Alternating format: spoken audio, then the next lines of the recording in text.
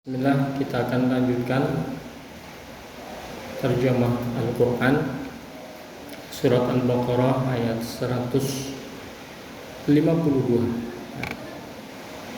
Jadi ketika kita membaca Al-Quran dan mengetahui dan mendalami makna dan kandungannya, maka sangat dianjurkan untuk membaca kembali terjemah ataupun kandungan yang telah dipelajari sebelumnya.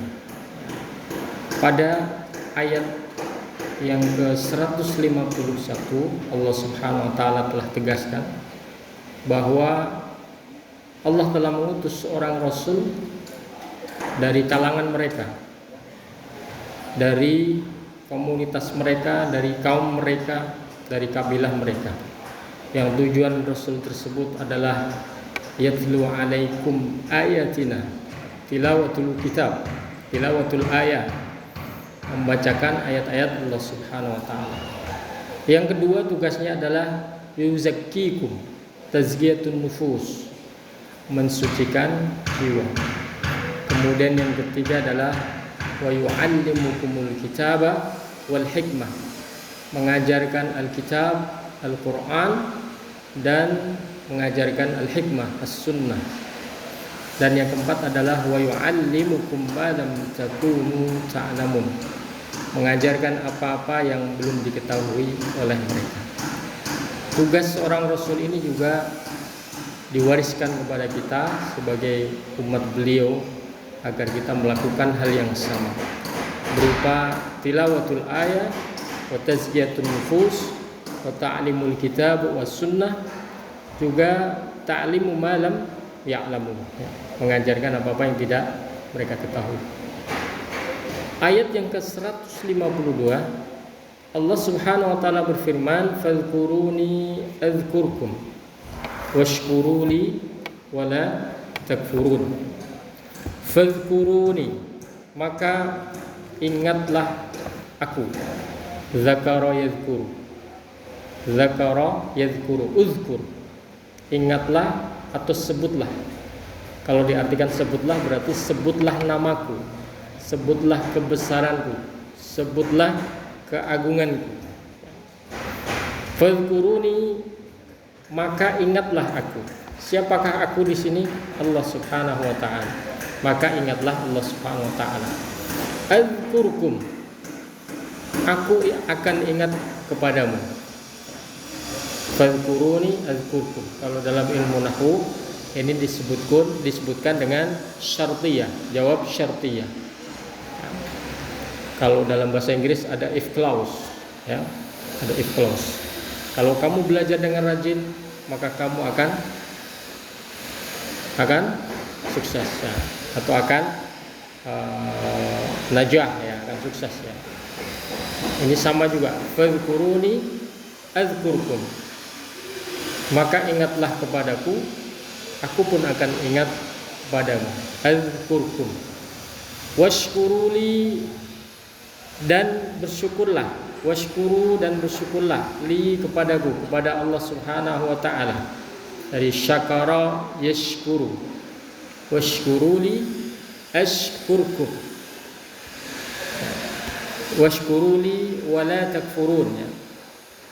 Maka bersyukurlah kepadaku, wala, dan janganlah takfurun, janganlah kalian mengkufurinya. Maksudnya janganlah kalian mengingkari nikmat yang telah Allah berikan kepada kalian semuanya.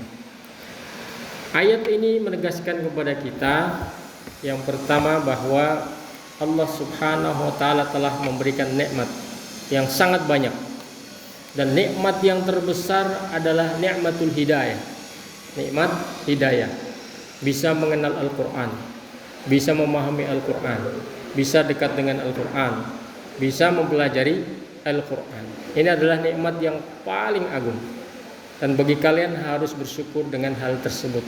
Sebagaimana Allah ingatkan juga kepada mereka, orang-orang Quraisy, sesungguhnya kedatangan Rasulullah sallallahu alaihi wasallam di tengah-tengah kalian adalah sebuah nikmat. Karena datangnya Rasulullah sallallahu alaihi wasallam itu akan menunjukkan kepada jalan yang benar. sementara mereka itu sesungguhnya sudah diambang kehancuran. Kalau bukan datangnya seorang Rasul yang menunjukkan jalan yang benar, maka mereka akan semakin dalam terperosok ke dalam jurang kehancuran. Maka hendaklah mereka bersyukur. Tapi faktanya ternyata orang-orang kafir Mekah ya, orang-orang kafir Quraisy, mereka mengingkari kedatangan Rasulullah SAW. Yang ada di dalam hati mereka adalah hasad, dengki, ya, tidak bersyukur dengan nikmat Allah tersebut, sehingga mereka melakukan apa yang mereka menuruti hawa nafsu mereka, ya, menghalang-halangi dakwah Rasulullah Sallallahu Alaihi Wasallam. Padahal kalau direnungi, sesungguhnya kedatangan Rasul itu adalah nikmat, adalah rahmat dari Allah Subhanahu Wa Taala. Jadi Rasulullah Sallallahu Alaihi Wasallam dan juga para nabi dan rasul sebelumnya, tujuan utamanya adalah mengajak manusia kepada jalan keselamatan. Ya, kita tahu bahwa sejarahnya orang-orang kafir Mekah itu, mereka semua sudah dalam keadaan yang carut marut, yang tidak karu-karuan. Yang berlaku pada saat itu adalah hukum rimba, yang kuat semakin kuat, yang lemah semakin lemah, yang miskin semakin miskin, yang kaya semakin kaya. Dan itu keadaan yang faktanya seperti itu. Yang mereka sebetulnya tidak mengalami keadaan yang menguntungkan. Maka datangnya Rasul itu tujuannya adalah untuk mengingatkan mereka kepada jalan yang benar, ya. Jadi nikmat itu sesungguhnya. Maka ketika datang nikmat itu harus bersyukur, ya. Dan nikmat yang terbesar adalah nikmatul iman wal Islam. Nikmat keimanan dan Islam. Kalian sudah mengenal Al-Qur'an, ini juga nikmat. Nikmat yang sangat besar sekali. Banyak di antara saudara-saudara yang tidak mengenal Al-Quran, membaca saja tidak bisa, tapi subhanallah kalian kenal Quran. Maka ini adalah nikmat. Dan tugas kalian dan tugas kita semuanya ketika kenal Al-Quran adalah mensyukurinya. Dan cara mensyukurinya adalah dengan dekat pada Al-Quran, semakin dalam ingin tahu tentang Al-Quran dan kandungannya. Maka begitu kita rasa inginnya semakin bertambah, insya Allah Allah Subhanahu Wa Taala akan menambahkan nikmatnya kepada kita semuanya. Ya. Maka kita berdoa kepada Allah, Allahumma rzuqna tilawatahu ana al-laili wa atrafan nahar ala al-wajhi alladhi yurdika anna. Allahumma ja'alil Qur'anal azima rabi'a qulubina wa shifaa'a sudurina wa jalaa'a humumina wa ahzanina.